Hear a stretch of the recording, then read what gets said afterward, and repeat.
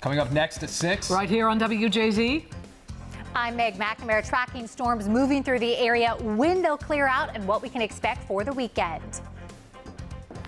Finding their arsonist, the person of interest after several cars are set on fire in a Baltimore neighborhood. Baltimore's 301st murder of the year was at a bar in Fells Point. I'm Mike Halgren with the investigation, what police are saying about the victim and the suspect.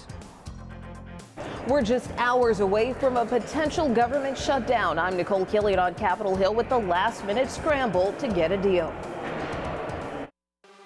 Live from Television Hill, this is WJZ News at 6. We are seeing the potential for severe weather. Hello, everybody. I'm Rick Renner. And I'm Denise Koch. Well, it feels more like spring on this first day of winter. We're seeing severe thunderstorm warnings, however, as systems move through our area. Here's a live look outside. Let's go over to Meg McNamara right away. She has more on a severe thunderstorm warning now in effect. Well, the good news is actually, how quickly these can change. No warnings at this moment. So they have since dropped. So that's certainly good news. We are still seeing these storms move through. They're moving northeast right around 50 miles an hour. You'll notice, though, we really see them weakening as they track through. So remember just a little bit ago, we saw all that purple, all that red, those pockets of very heavy precipitation, potentially hail. That is no longer the case. So what's going to happen is now that the sun has set, these storms have lost the energy they need to be severe. So temperatures right now, Baltimore, we're down to 57 degrees. We do have much colder air on the way. So today we were in the low 60s. Here's the change since yesterday. So 22 degrees warmer right now in Bel Air than we were for our Thursday evening. Now we'll send it to Tim. He is live in the WJZ Outback with a look at the night ahead. Hello, Tim. Well, hello, Megan. You can definitely feel that air changing. The winds are picking up the air. You can feel the cooler air starting to filter in here, and that is the transition from these unseasonably warm temperatures that we had earlier today in the 60s down into the 40s now as we get into the overnight. So what we're going to be dealing with now are temperatures now dropping down into the 50-degree range as we hit 6 o'clock now. 48 degrees by around 9 p.m., 46, 12 a.m. right around midnight, and then 45 down to 40 at 6 a.m. And in the outlying suburbs, we will definitely see temperatures getting down into the 30s. And of course, winter arrived just around about 45 minutes ago at 5:23. So we are officially now in the change of season, and daylight now starts to increase from this point on. Meg will have your complete WJZ forecast in just a few moments. For now, sending it back inside. All right, thank you, Tim and Meg. And remember, download WJZ's weather app to keep track of our changing weather. You can get hourly, daily, and extended forecasts and severe weather warnings. Just search WJZ Weather and get our app. Well, we weren't the only ones dealing with nasty weather yesterday and today. The Sunshine State didn't live up to its name. Heavy wind and rains flooded roadways on the worst travel day of the year across Florida. Lines of cars made their way through streets, many looking like rivers. Tornadoes with wind speeds up to 85 miles an hour spawned, leaving a trail of mangled homes across that state. The twisters uprooted trees, knocked down power lines, and nearly tore the roofs off some homes. Like something out of a movie. Tonight, Baltimore City Police are searching for whoever torched multiple cars in the middle of the night. This all played out in the Mount Vernon area, spanning several blocks. Now, while police try and fathom who would do something like this just days before Christmas, they now have a person of interest in the case. Oh my God. Flames light the way on the streets of Mount Vernon. A cell phone video obtained by WJZ shows multiple cars set ablaze in the middle of the night. It's just sad. It's sad that someone would actually have it in their heart to do something like this. It's just disheartening. The bizarre incident happened between 3 and 4 o'clock in the morning when residents woke to loud booms and small explosions. Somebody apparently took an accelerant and put it on a number of cars, we believe 7 at this point, and set those cars afire. It ended up being a total of 9 cars that were burned, most in the area of Charles and Chase Street. The vehicles completely destroyed.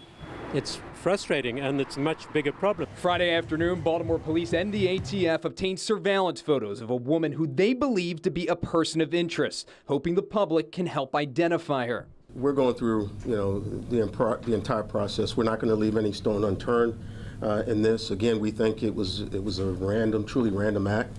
A cruel act days before Christmas, just another blow to Charm City.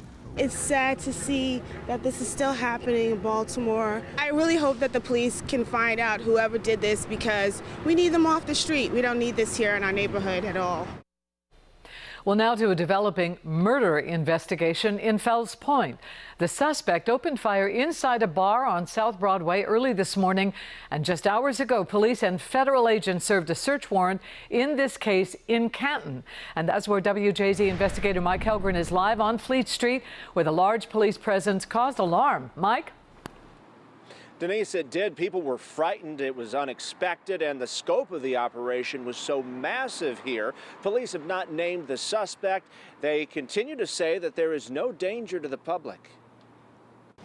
The Drug Enforcement Administration and Baltimore City Police flooded an area on Fleet Street to serve a warrant in connection to a murder in Fells Point last night, alarming those who were barricaded in homes and businesses for half an hour. They surrounded the area. There was a tank out here. There were snipers that were there was one over here, one there, one there. Lindsay Warwick watched it unfold. Police have not provided any other information on that warrant. It was terrifying. Oh my goodness, I was sweating bullets.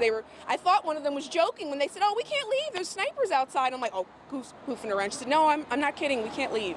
And they were just freaking out, you know, it was pretty scary. Police say the killing happened just after midnight inside the Blarney Stone pub on South Broadway. Police say the victim and the suspect knew each other, got into a fight, and the suspect walked outside, got a gun, went back into the bar, and opened fire. And I want to assure the public that this was not a random incident. This is not only senseless, but just completely unacceptable. That type of violence puts other people's lives in danger. I feel safe, I'm comfortable. Gail Furman owns Max's. She has been in the neighborhood for decades. It's horrible, horrible. My saying for 2019 is just be nice. And if everyone were nice in the world to one another, we wouldn't have these instances. And unfortunately, tragically, someone did lose their life over an argument. We have private security from 11 a.m. until 4 a.m. Our violent crime is down 33%. It is safe to come to Fells Point. Police have not named the 32-year-old murder victim. The murder scene is about a 10-minute walk from where I'm standing. Live in Canton, Mike Helgren, WJZ. With just under 2 hours to go already, Baltimore's gun buyback program has yielded over 1,000 firearms and a rocket launcher. Tonight's buyback at the Perkins Square Baptist Church will go until 8 o'clock. Weapons that are being turned in need to be unloaded, and transactions are anonymous. According to Interim Police Commissioner Gary Tuggle, the total amount the city has spent so far buying back the firearms, $163,000. Baltimore police are asking for your help after a 63-year-old is killed in a hit and run. City police say it happened around 6:30 this morning in the 3800 block at Sinclair Lane in Northeast Baltimore. The woman was walking when she was hit by a white vehicle. Police have not released the make or model, but they say it will have front end and windshield damage. If you have any information, you're urged to call police immediately. And right now, crews are working to shore up Federal Hill after a part of it went sliding onto the road. Now, of course, this is happening after all of yesterday's heavy rain. You can see mud and grass from the iconic hill covering part of the 900 block of Covington Street, not far from the American Visionary Art Museum. The City Recreation and Parks Department is now using more than 200 sandbags to direct water away from the area. According to a new report, 11 sexual harassment complaints were made against Maryland lawmakers over the last year. It's unclear how many lawmakers were involved. This first report of its kind in Maryland is now in the hands of a panel of lawmakers. It sets policy for the General Assembly. The panel decided last year to compile such a report and make it public after a wave of allegations against national political, entertainment, and media figures. And new tonight, Supreme Court Justice Ruth Bader Ginsburg is recovering from surgery. The 85-year-old had 2 cancerous nodules removed from her left lung this morning at a cancer center in New York City. According to the Supreme Court, the cancer was discovered last month while she was in the hospital after fracturing 3 ribs. The clock is ticking with just hours until the deadline. President Trump says the government is prepared for a shutdown. The Senate is likely to vote down a House-passed bill to keep it open. Nicole Killian is on Capitol Hill for WJZ, where lawmakers are working to hash out a deal before midnight. Now it's up to the Democrats as to whether or not we have a shutdown tonight. I hope we don't, but we're totally prepared for a very long shutdown. As the federal government inches closer to a partial shutdown after midnight, President Trump is blaming Democrats 1 week after he said he would be proud to shut down the government for border security. President Trump, you own the shutdown. You said so in your own words. The Senate is set to vote on the House-passed measure, which gives $5 billion for the border wall and $8 billion in disaster assistance. But first, the chamber must allow the bill to come to the floor, and that vote is currently open for members still traveling back to Washington. After meeting with the president this morning, Senate Republican leaders urged their colleagues to support the bill. Let's pass it. Let's finish our work for this year. Let's secure our country. Any funding bill would need a 60-vote majority to pass the Senate, which is not possible without support from Democrats who oppose money for the wall. If you're saying the offer I'm going to make to you is I will avoid punishing 800,000 federal employees, I do not negotiate with bullies. President Trump urged leader Mitch McConnell to use the so-called nuclear option to pass the bill with a 51-vote majority. But several Republicans said they would not support such a move. Nicole Killian, CBS News, Capitol Hill. Well, we're facing New Year's Eve, and a common New Year's resolution, of course, is to get healthier. Why not try some wild workouts? Literally, starting in January, the Maryland Zoo will be once again offering yoga at the zoo, followed by CrossFit at the zoo in spring. So come strike a yoga pose at the zoo's Penguin Coast, which I think is inside and okay in January, or push-ups by the African-crested porcupines, or even lunges by the leopards.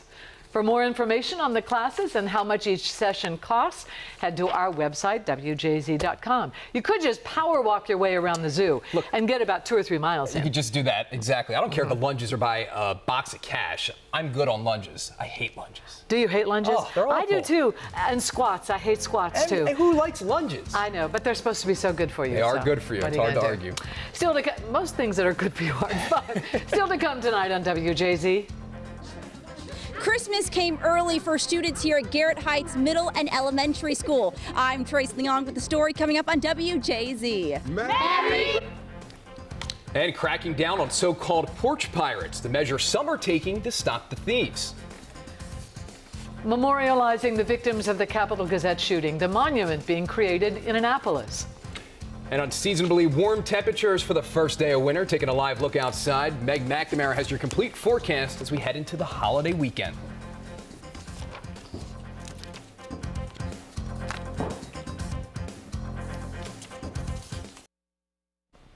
As we prepare to say goodbye to the year 2018, for those of us in this profession, in this community, one event stands out in violence and tragic loss. June 28th, a gunman broke into the offices of the Capitol Gazette newspaper in Annapolis and killed 5 employees. Well, now the city of Annapolis is ready to honor those victims and their profession, and it is looking to you for input. So Gerald Fishman, Rob Hyason, John McNamara, Wendy Winters and Rebecca Smith. These 5 outstanding people will never be forgotten. Gerald Fishman, Robert Hyason, John McNamara, Rebecca Smith, Wendy Winters. Their names echoed at every opportunity, including earlier this month when Time magazine named them and the Capitol Gazette staff fallen and threatened journalists Person of the Year. This is a great and terrible thing. It's great because it recognizes what happened here on June 28th. The death of Rob Hyason, Wendy Winters, John McNamara, Gerald Fishman, and Rebecca Smith. Remember the names, remember the loss, remember the sacrifice. These are some of the proposals for a memorial in the state capitol that will do just that. Imprints of life and loss and a reflection on the freedom of the press. The Shine the Light Memorial, community support that would include the imprint of hands from members of the community. Unite, based on a Virginia monument to the freedom of the press. Fallen Pillars, where those who survived June 28th would be represented by upright pillars and those who died, fallen. Reflection, a monument in 5 parts ending with a mirror, where visitors can reflect on their role in stopping gun violence. Lost Copy, with lawn representing pages never to be written. Vital Playgrounds and the Impact Memorial, each honoring 5 journalists who died doing their job. These 5 outstanding people will never be forgotten. Nor will the day of their death, the deadliest attack on journalism since 9/11. A memorial to honor their sacrifice, as well as the role that reporters play in our country's democracy. Now, the links to the monument renderings will be up just after the new year, and they'll be taking votes for 90 days before making their final decision on how the fallen journalists will be remembered in perpetuity. We'll take a look at what was caught on camera. A driver in Slovakia survived this crash when his car mounted a ramp on the road shoulder and flew into the air before flipping and falling back down. Wow. Police say the 44-year-old driver only had minor injuries. Fortunately, they say the man tested negative for alcohol. It appears he fell asleep at the wheel. With his seatbelt on, thank goodness. Well, millions of holiday gifts are being delivered and left on porches around the country. But as we've been telling you, there are plenty of criminals poaching those packages. Ileana Diaz reporting for WJZ. She looks at how people and police are trying to stop it. They're called porch pirates, stealing boxes from homes across the country. Elizabeth Richardson has items delivered and left on her porch all the time. Last year, she was out to dinner when a man walked up and grabbed a package with a Christmas present inside. But Richardson has a Ring doorbell with a security camera and an app on her phone. I got an alert on my telephone. It says motion at your front door. As the man was walking away, Richardson called out over the speaker. Hey, put that back. Put that back now. Oh, sorry. Richardson got her box, but a survey from InsuranceQuotes.com estimates 26 million Americans have had a holiday package stolen from their home.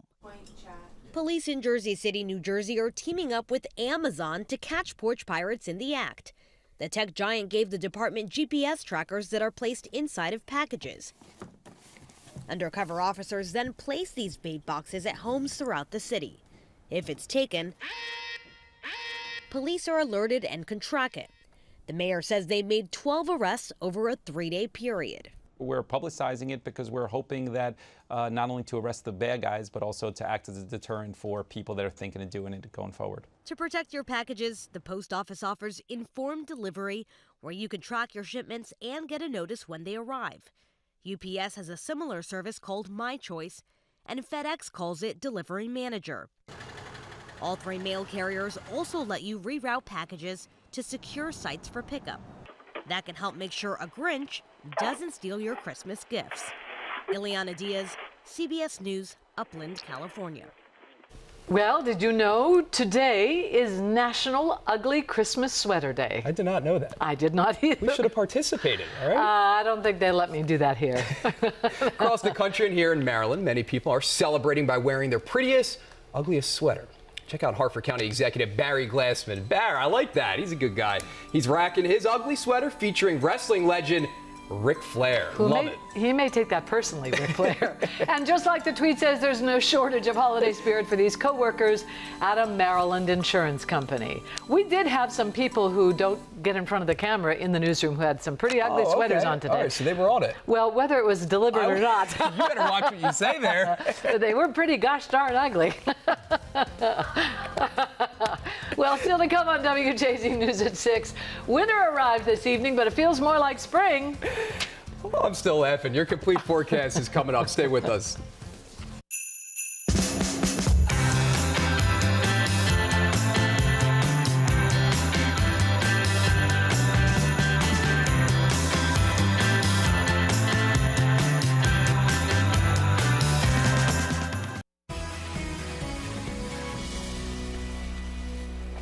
A beautiful looking shot, and at least all those warnings are now done and over with, fortunately. Yeah, that's great news. Yes, so certainly it looks like we're still seeing some of the rain moving through, but so far the warnings have been canceled and not reissued. But this is what we're tracking right now on the radar. So we're still dealing with this line, as you can see, moving through the Cockeysville area. And yeah, we're seeing some heavier precipitation there. We're seeing the yellow and the orange. So far, though, doesn't seem to be quite to severe limits. So we'll be done with the rain later on tonight, and then we're actually looking at a dry weekend, but had to show you the map and had to leave it in my show in case one of these warnings was issued very quickly here, but no severe alerts to tell you about at at this moment.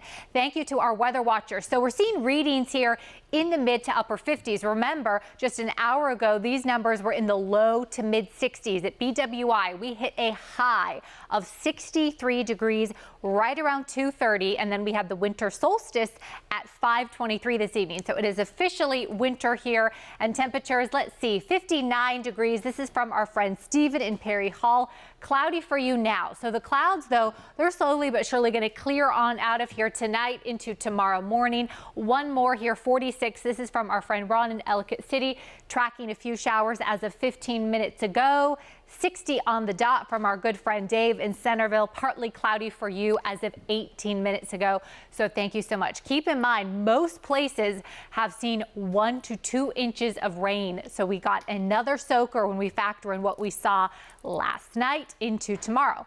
Temperatures here, BWI, we are at 58 degrees. Annapolis, you're a few degrees cooler than that. Westminster checking in 57 degrees. Hagerstown, 59 degrees. As for those winds, well, it depends on where you are. So this is a great way to track a cold front here, because you'll notice these areas seeing the winds out of the south. Obviously, the cold front has not moved through yet. However, as we look to western Maryland, those winds are starting to shift west-northwest in the wake of that front, and that's the dividing line right there. So 11 miles an hour for Westminster, 19 for Hagerstown. I mentioned that though tomorrow is going to be dry, even going to see a nice dose of sunshine, the big picture will be how blustery it is going to be tomorrow.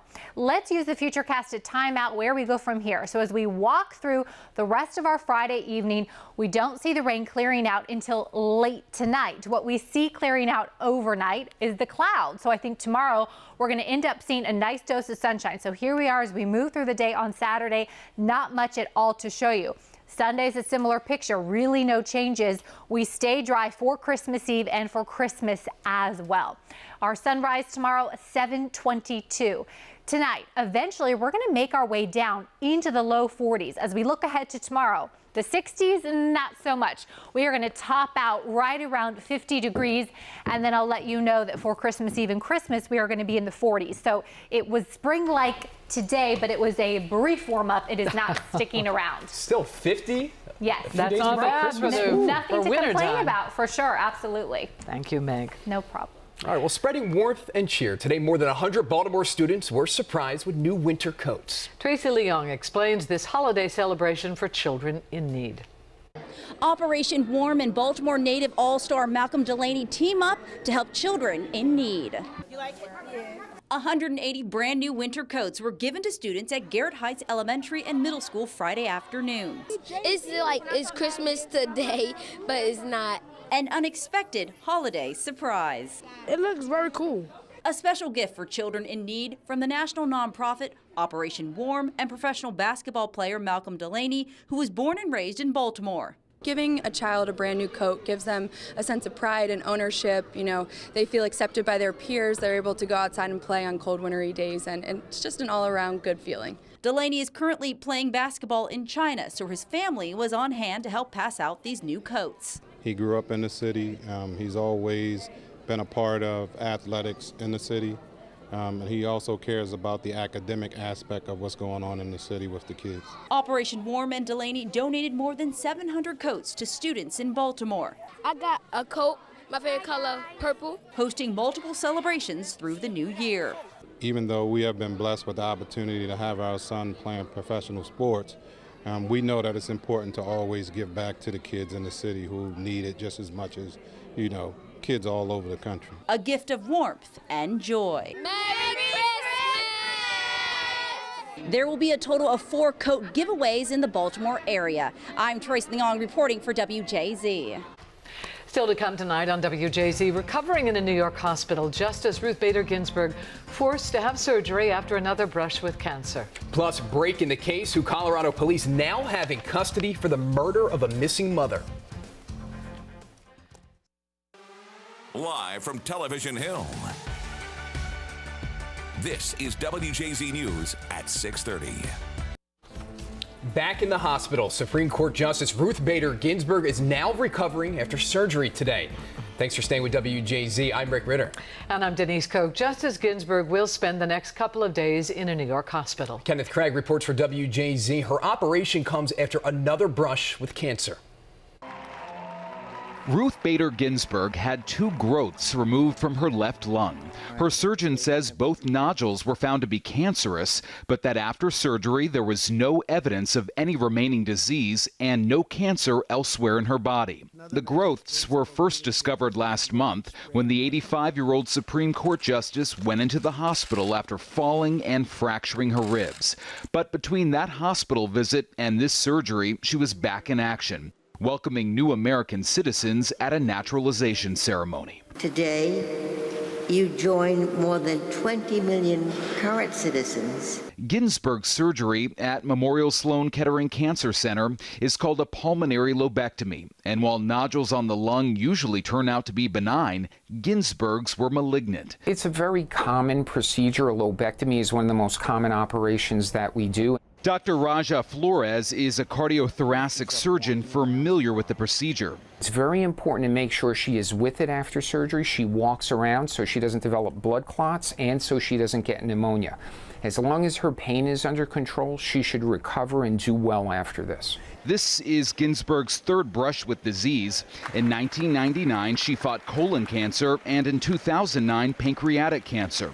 The Supreme Court says she'll remain in the hospital for a few days. The justices aren't scheduled to hear arguments again until January 7th. Kenneth Craig, CBS News, New York. New tonight, a convicted serial killer is now helping Prince George's County try and close a cold case. Earlier this week, Samuel Little sketched this drawing of a young woman he confessed to killing in Laurel back in 1972. The unknown woman is just one of about 90 people the 78-year-old admitted to murdering across the country in the 1970s. Now, Prince George's County Police found the skeletal remains of a white female around 19 years old with blonde or reddish hair. Detectives are working to identify her. A break in the case of a missing Colorado mom. Police have now arrested the woman's fiancé and have taken him into custody. Mary Bubala reports. Colorado police say they have charged Patrick Frazee with first-degree murder in the death of his missing fiancée, Kelsey Barrett. The 29-year-old mom was last seen on this surveillance video at a Woodland Park supermarket with the couple's 1-year-old daughter on Thanksgiving Day. Investigators say the case was highly technical, involving cell phone records and other data that led to Frazee's arrest. But Kelsey's body has not yet been found. As you can tell from the arrest, sadly, we do not believe Kelsey is still alive. Frazee was the last person to see Kelsey alive. The investigation into her disappearance started 10 days after that. Her mother reported her missing and made an emotional plea for her to come home. She's not the kind that runs off. This is completely out of character. Kelsey loves her God, she loves her family and friends, and she loves her job. She's reliable, considerate, and honest. For 2 days earlier this week, a team of about 75 federal, state, and local agents scoured Patrick Frazee's property. They brought in a backhoe and seized a red pickup truck. Areas that appear to have been dug up were visible around his house. The couple's daughter is in protective custody and will soon be reunited with Kelsey's family. Mary Bubala, WJZ News. Now, investigators say other arrests have not been ruled out. Last week, Frazee's attorney said he had given interviews to law enforcement, turned over his phone, and provided cheek swabs and photographs. Vowing never again, the Pope is speaking out forcefully against clergy members accused of inappropriate behavior. Pope Francis says those who abuse minors should turn themselves in to authorities and should prepare for divine justice.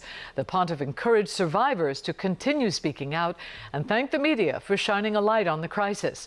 Francis is under increasing pressure to take action following multiple revelations of abuse and cover-ups. The most recent came earlier this week when authorities in Illinois claimed the state's 6 dioceses failed to disclose accusations of sexual abuse against at least 500 clergy members. London's Gatwick Airport reopened this morning, but then temporarily shut down again due to another drone sighting. The airport says takeoff and landings were suspended for roughly 80 minutes as a precautionary measure while an investigation was underway. The airport says military measures in place made it safe to resume flight operations. Now, drones forced the airport to suspend all flights on Wednesday night and all day yesterday. Well, we're just 4 days away from Christmas, and right now, even Santa and his elves can use some help. Little help, just a little. Don Dowler takes us inside the second busiest place on Earth. Dear Santa, I've tried my very best to be good. Not all the millions of letters sent to Santa every year make it to the North Pole. Some end up in Santa Claus, Indiana. Marianne Balbach is the town postmaster. Letters addressed to Santa, there's probably 20 to 30,000 a year. Rather than forwarding them all the way to the Arctic, the U.S. Postal Service directs them here, where about 200 volunteer elves read every one. Dear Santa, for Christmas I want a hamster fixed to not have babies. And they answer, every one. 87-year-old Mrs. Cook is the chief elf. She's been at it for 78 years. I think it is so wonderful that children believe in Santa Claus in this electronic age. The tradition began in 1914, but when Ripley's Believe It or Not featured the town in 1930, letters to Santa began arriving like snowflakes on a winter's day. I hope you continue to try to be good. It's not just the children whose holidays are made brighter by these personal messages. For many of the elves, this is the high point of their year. I think it's one of the things that we say volunteers get hooked. Especially when the letter writer has a parent who is somewhere else, serving the country. We have letters from children whose parents are deployed, and of course that's a special letter for us. The elves make no promises about what Santa will bring. They don't see their job as fulfilling dreams. And what do we want for Christmas this year? An iPhone. Their job is to keep those dreams alive.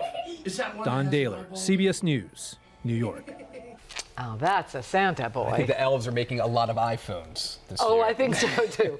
A lot of electronics. Still to come in WJZ News at 6, protecting new mothers and mothers-to-be. The new report regarding postpartum depression. And coming in at number 1, the TV show that people sat down and binge-watched the most in 2018. And a few more storms to get through, but we dry out just in time for the weekend. What you can expect coming up. Depression during and after pregnancy is very common, but about half of women go undiagnosed and untreated. So now a new report is calling for expectant mothers and new mothers to be screened often. The American Academy of Pediatrics recommends screening once during pregnancy and then asks pediatricians to screen moms during infant well visits up to 6 months of age. Sadness, irritability, sleeplessness. I think the sleep deprivation that all parents experience in the first few months after birth is certainly a risk factor for postpartum depression. The report says postpartum depression, if left untreated, can affect a child's development and cause family relationship problems. Pediatricians say diagnosing depression in fathers is also important. If you're taking too many selfies for the sake of social media, you might want to cut back a little, because doctors say they're seeing a rise in what's called selfie wrists. It's the name given to the numbness and tingling sensation people can experience in their fingers and wrists, which sometimes develops into sharp pain. It's caused by hyperflexing your wrist inwards to capture that perfect selfie angle. I'm not at risk of that. Well, while there were many great TV shows this year, it seems people can't get enough of Rachel, Ross, Monica, Chandler, Joey, and Phoebe. Oh, it's a great show. A new study finds Friends was the most binge-watched show of the entire year. The sitcom ended 14 years ago, but people can watch all 10 seasons anytime on Netflix. The study based its findings on the behavior of 12 million registered people worldwide. Now, the other top binge-watch shows of the year include Grey's Anatomy, 13 Reasons Why, The Big Bang Theory, and Orange is the New Black. All not Game of Thrones? Surprised. Very surprised. Not on there. Yeah. I and can't The Wire, stop watching that. which I'm not sure if it's on Netflix or not. The Wire and Homicide, yeah. What do you know? Here's a look at tonight's closing numbers from Wall Street. The Dow ends its worst week since the financial crisis in 2008. And we'll be right back.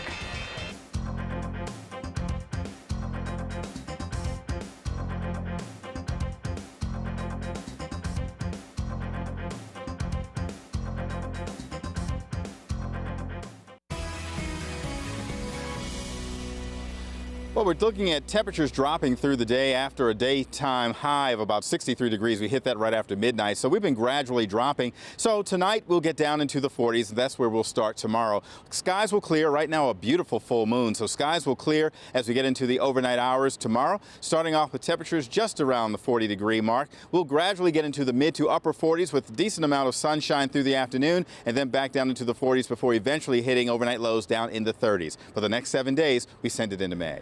Yes, hello there, Tim. So let's talk about our 7-day forecast, which of course includes some crucial forecasts for Christmas Eve and for Christmas as well. So certainly not a white Christmas. In fact, kind of the opposite. We'll see plenty of sunshine, temperatures there in the mid 40s. We stay in the 40s through the rest of the week. Looking ahead to our weekend. So we're going to dry out tonight, eventually, a few more showers to get through, and then we'll actually see a nice dose of sunshine for the weekend. Tomorrow, though, it is going to be blustery. Rick? All right, Meg, thank you. Still to come on WJZ, the Ravens wing it west for their first ever game in Los Angeles. Mark has a look at the showdown with the Chargers next in sports.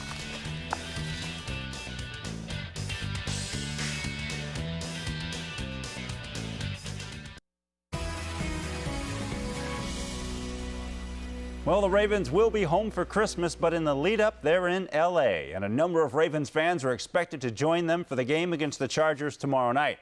Now, the Chargers' temporary home is a soccer stadium just outside of Los Angeles. It seats just 30,000 fans, and with the Chargers being a team in transition from San Diego, opposing teams tend to take over, even when it's a so-called home game for L.A. The Ravens have long enjoyed support on the road from a fan base that travels, and they knew before they left they were going to see plenty of purple out west this weekend. We have a lot of fans around the country. I think a lot of our fans travel really well. It's fun, you know, and you see a lot of purple and you hear the O, and especially after a win when they come down and ring the field. I think our fans always do that on the road when we win. So that'd be an experience that we would all really like to have this weekend. Another critical game with playoff implications. We get you ready for Ravens-Chargers with our Purple Preview show tonight. It's an in-depth look at the matchup coming your way at 11:15. Now on Sunday, the Steelers play at New Orleans in a game with direct impact on the Ravens' playoff quest. See that game here on WJZ kickoff at 4:25. The high school football season continues for one local team, St. Francis Academy of Baltimore City. They play Georgia champion Lee County in a showcase game in Leesburg, Georgia tomorrow. St. Francis is unbeaten, ranked #1 in the state of Maryland, and representing Baltimore for the nation to see. They take pride in playing for everybody in the community, and it means something to them. So it's fun to go out there and see them compete on a national stage. Yeah, St. Francis played in the high school showcase series last year. They beat a team from Utah in a game that was played in Phoenix, Arizona. Back to the Ravens and their matchup with the Chargers in L.A. tomorrow night. The Chargers have already clinched a playoff spot. The Ravens need a win to keep hope alive for the same.